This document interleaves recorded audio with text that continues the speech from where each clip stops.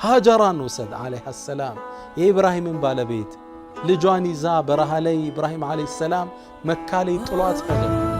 አስቀምጧት ሸሽቶ ሲሄድ ጠየቀችው፣ ያ ኢብራሂም ኢላ መን ተትሩኩና ለማን ነው የምትተወን?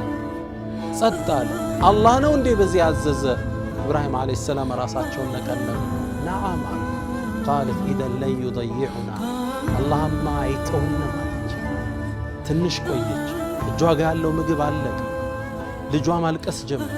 ውሃ ፍለጋ ወደ ሶፍዋ ተራራ ትወጣለች።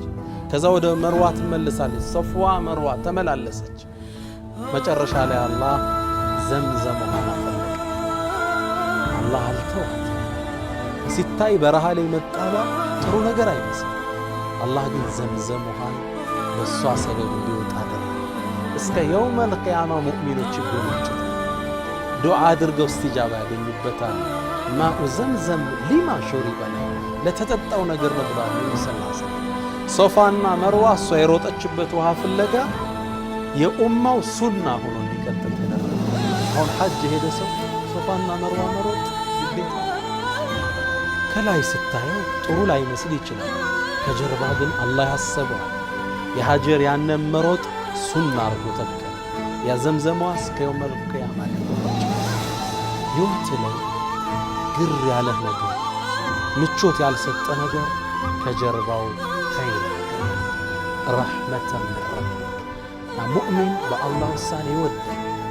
አርዳ ቢልቀዳ ሪዳ በአላህ ውሳኔ መውደድ ጀነቱ ዱንያ የዱንያ የደስታ ምንጭ ወሙስተራሑ ልዓሪፊን የአላህ ባሮች ማረፊያ። ዛቀ ጣዕመል ኢማን ይላሉ ሰለላሁ ዐለይሂ ወሰለም። የኢማንን ጥፍጥና ያ ሰው አገኘ። የቱ ሰው?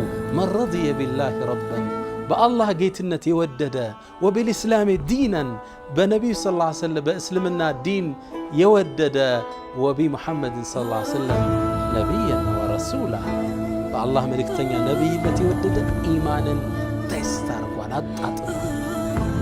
በሕይወታቸው የሚደርስ የትኛውም ክራይሲስ ረሕመተን ከጌታ የሆነ እዝነት ነው። ተቀበል።